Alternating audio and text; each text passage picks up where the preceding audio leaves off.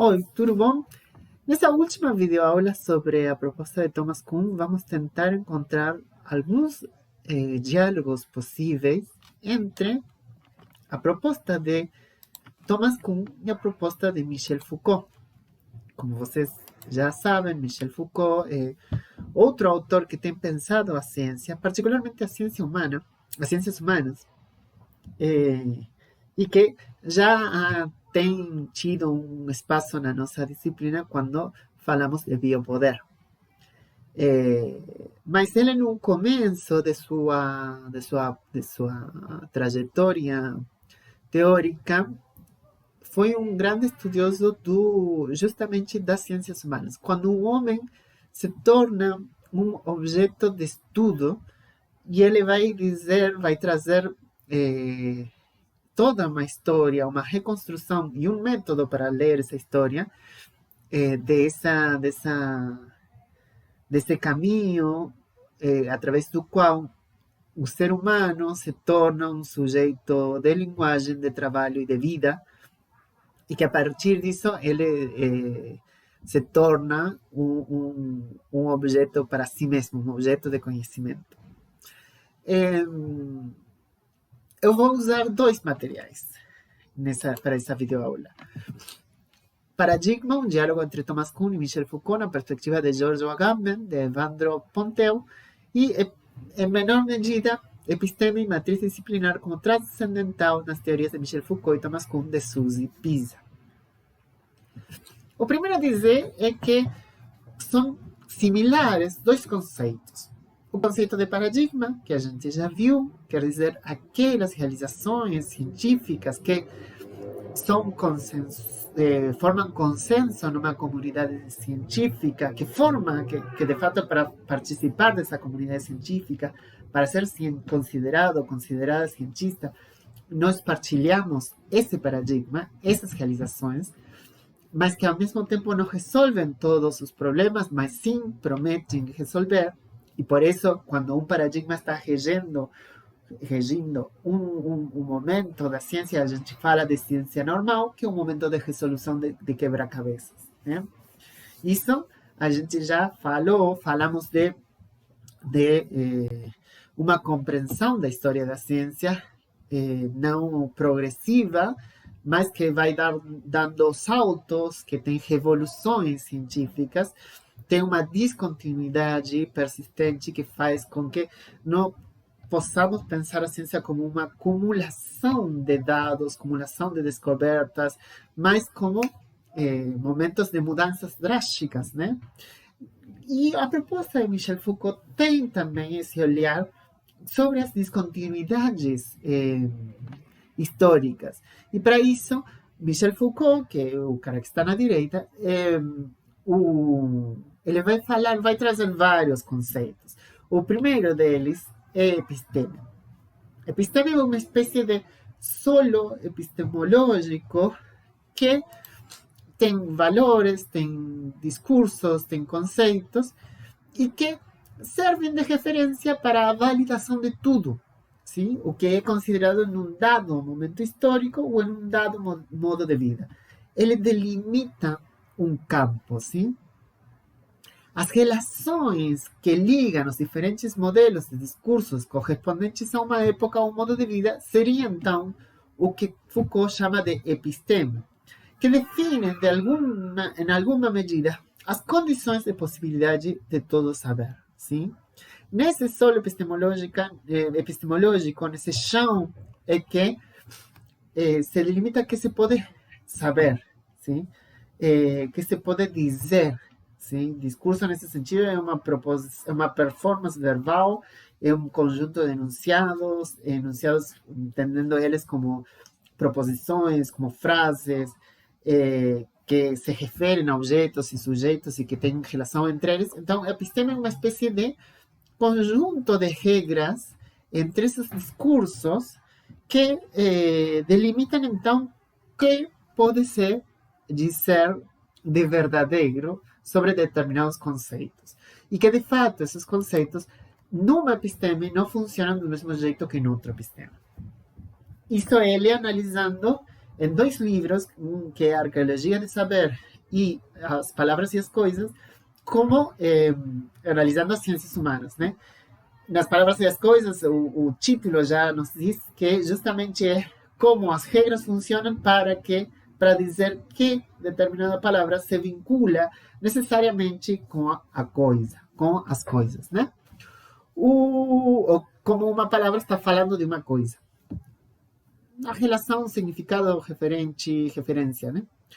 O interessante, então, é que estamos falando de dois olhares sobre a história da verdade, em que estamos falando de descontinuidades, estamos falando de um conceito que nos ajuda a entender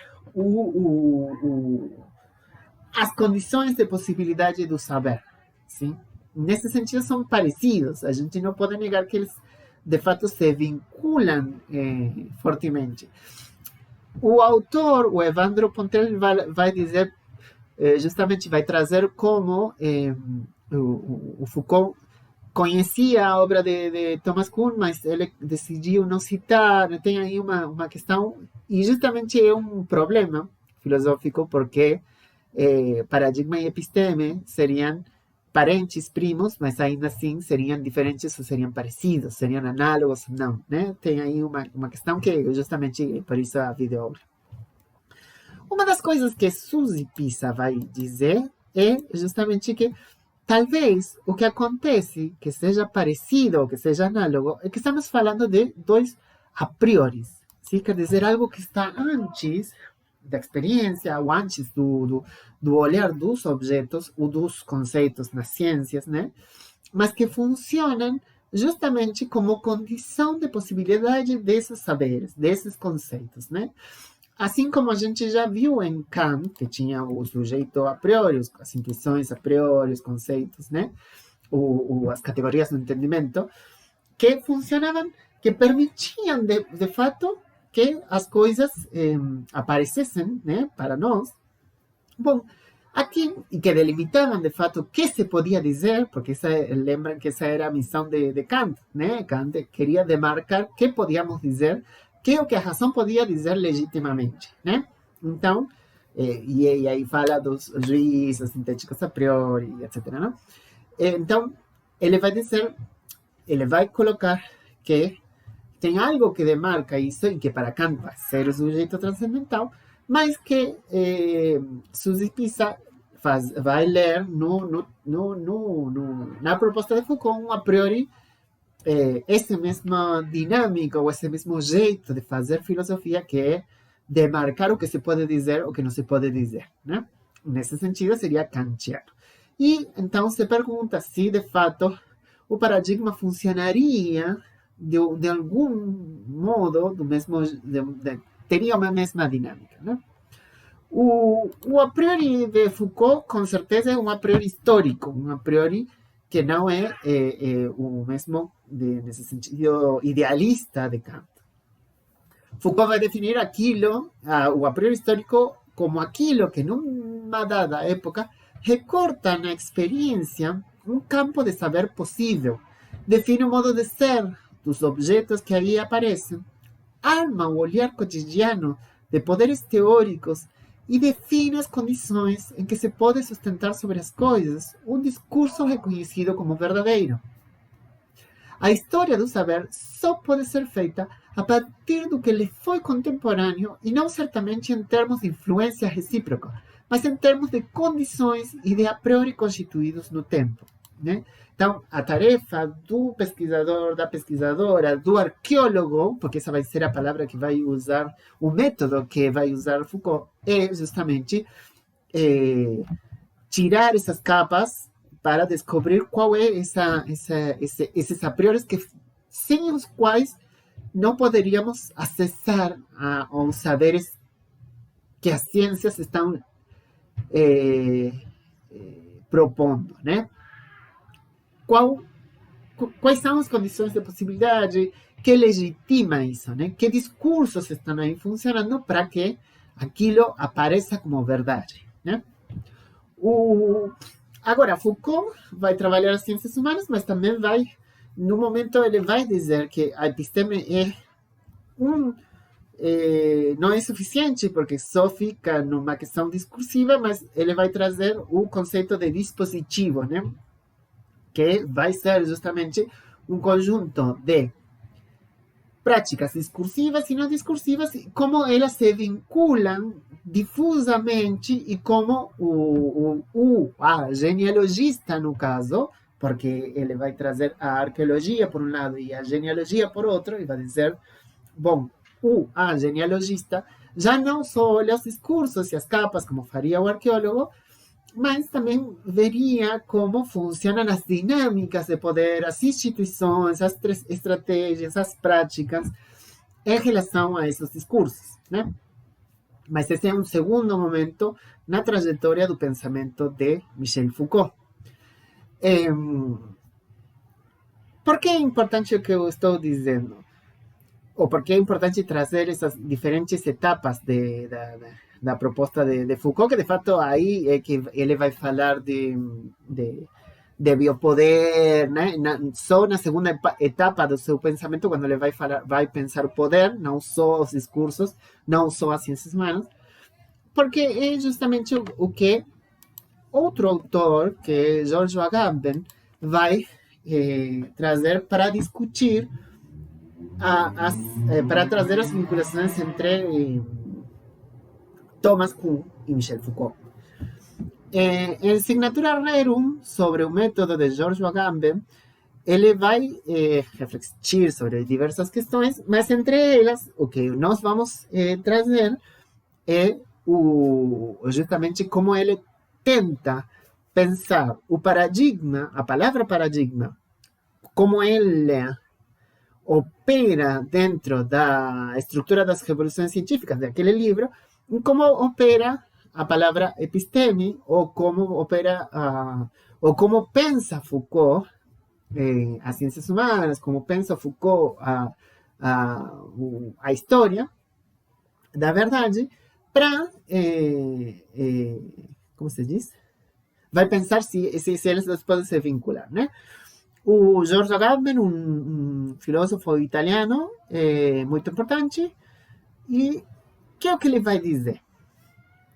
O primeiro a dizer é que Thomas Kuhn usou o conceito de paradigma em dois sentidos, né? A gente já sabe que o conceito de paradigma é um conceito problemático dentro das estruturas das revoluções científicas, porque tem várias definições. O Thomas Kuhn até reconhece isso. Mas Agamben vai reconhecer dois, né? No primeiro sentido, em que ele propõe, que Thomas Kuhn propõe substituir pelo termo matriz disciplinar, paradigma designa o que os membros de certa comunidade científica possuem em comum. Quer dizer, o conjunto das técnicas, os modelos e os valores que os membros da referida comunidade aderem de forma mais ou menos consciente. Num segundo sentido, determina o paradigma como um elemento singular, um conjunto que, servindo de exemplo comum, substitui as regras explícitas e permite definir uma tradição de investigação particular e coerente. Sim, esses são os dois sentidos que Thomas Kuhn quer destacar da palavra paradigma na estrutura das revoluções científicas. Nesse sentido, quando Agamben está olhando esses dois sentidos, ele vai dizer: os paradigmas, então, não são sistemas coerentes de regras, porque eles podem mudar, né? Porque você tem as realizações, e a gente já viu isso, que não eram as regras, o que vinculava seus conceitos, mas era aquilo que tínhamos como consenso, como nos momentos de ciência normal, né? Das realizações, e que ao mesmo tempo essa promessa de resolução de quebra-cabeças. Não são, então, sistemas coerentes de regras. As regras podem ir mudando na medida em que se acomodem a esses consensos, né? Isso a gente já viu. Por outro lado, eles são exemplos, são casos singulares. Quer dizer, você toma uma determinada descoberta que resolve descoberta, seja teoria, que resolve uma anomalia do paradigma anterior que vai funcionar como exemplar, né? A partir dela, olhando a ela, vou poder resolver outros quebra-cabeças, ou deveria poder resolver outros quebra-cabeças, né? Em um olhar do caso singular, do exemplo, não das regras, mas dos exemplos. E por último, os exemplos, os paradigmas definem a comunidade científica, definem quem vai ser cientista e quem não, quem vai, define institucionalmente quem será aquela que pode dizer verdade científica, né? E como, quais serão os métodos, quais serão os valores, mas basicamente delimita pessoas, né? E por isso é importante a argumentação persuasiva, o que a gente já viu, né? Do estudo psicológico, sociológico, que faz Thomas Kuhn, da comunidade científica, das ciências, da história das ciências. Agora, assim, e essa é uma citação que está em espanhol no texto do Evandro Pontiel, não lembro como o nome, porque parece ser que no momento que estava escrito, se escreveu o artigo, não estava a versão em português, mas agora já está, desde 2019, de Signature Rerum. Ele diz: assim como compõem de lado a individuação e o exame das regras que constituem uma ciência normal para se concentrar nos paradigmas que determinam o comportamento dos cientistas, Foucault questiona a primazia tradicional dos modelos jurídicos da teoria do poder, para emergir em primeiro plano o múltiplo, disciplinas e técnicas políticas através das quais o Estado integra o cuidado da vida dos indivíduos dentro de si. Que é o que ele está querendo dizer? Para o pessoal que estudou Foucault, o que ele vai dizer é que quando estamos pensando o poder, não estamos pensando na imagem do Estado, do soberano, de uma coisa que se possui. Sim? Como se eu tenho poder, você não tem. Né? Ou eu, professor, tenho poder sobre... tenho o poder e vocês, estudantes, não têm nenhum. Não. O poder, para Foucault, está, primeiro, distribuído, e quer dizer, se exerce não é uma coisa que se possui, se exerce sobre os outros, sobre as outras, e se exerce sobre a capacidade de modificar, de influenciar as ações dos outros e das outras. Né? E isso aí está difuso. E não está só, e de fato não seria mais interessante para Foucault, olhar as grandes palavras como Estado, como soberania, como democracia. O poder se manifesta capilarmente, vai dizer, naquilo mais específico, mais, como se diz? Particular, né? Então, não é... Quando a gente vai estudar o poder, vamos estudar os manuais nos quais se fala das posturas dos corpos, vamos falar de quem pode falar e quem não pode falar, que resistências podem se exercer aquilo que se manda, como se desenham os corpos individualmente, mas também as regras estadísticas, e por isso aí o biopoder é um estudo sobre o poder nesse sentido. De fato, Agamben é um dos que continuou o que se chama como uma linha italiana da biopolítica. Vai continuar esses estudos sobre o poder, mas o Foucault faz um deslocamento daquilo que se estudava como poder de acima para baixo, para entender ele mais difuso, mais nas relações, né? E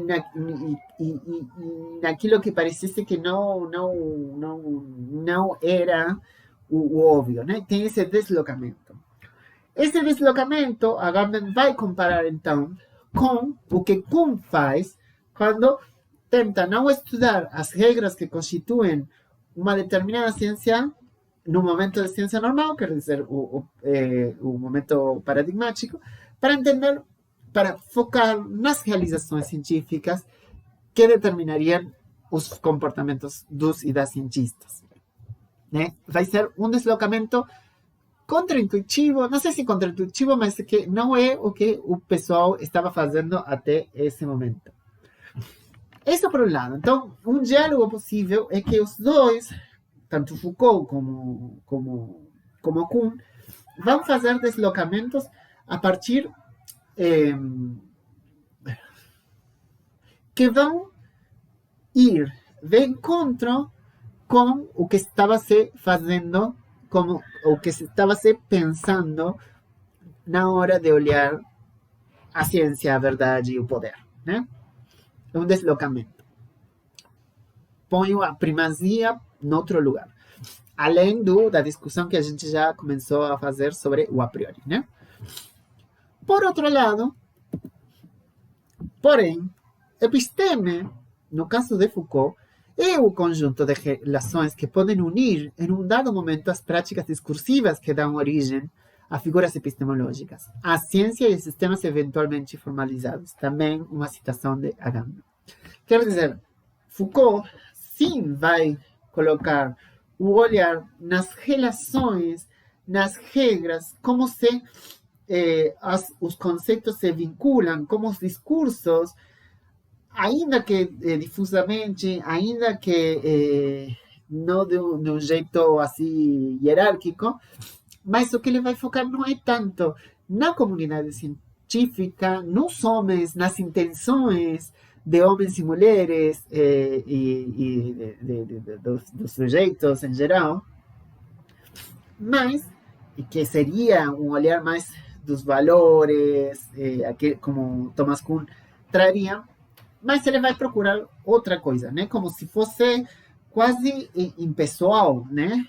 Como o poder ser-se, ele não está buscando, o Foucault não está buscando uma intenção oculta, uma intencionalidade oculta nas pessoas, né? Então não vai focar no como as comunidades se organizam para pensar e para dizer verdade. O que vai tentar estudar é como os discursos se regulam para demarcar que é verdadeiro e que não é, que pode aparecer e que pode não aparecer. Sim? O texto do Evandro termina focando em Agamben, como ele vai utilizar a palavra paradigma de um jeito Foucaultiano. Não é nosso interesse aqui trazer essa discussão.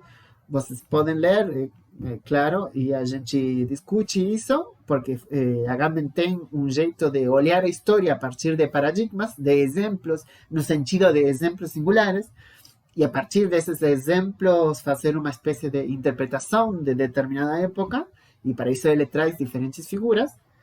E nesse sentido seria como um olhar Foucaultiano a partir de um como se diz, uma característica dos paradigmas kuhnianos, né? Mas vocês podem ler lá.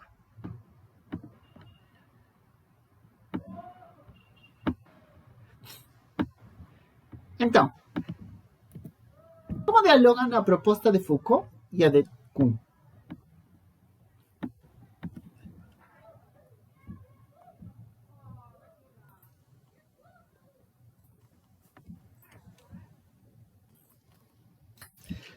Continuamos então pensando os vínculos entre Thomas Kuhn e outros pensadores, pensadoras, basicamente também para pensar, para ir focando pouco a pouco em outros problemas que tem a ver especificamente com as ciências sociais e humanas, né?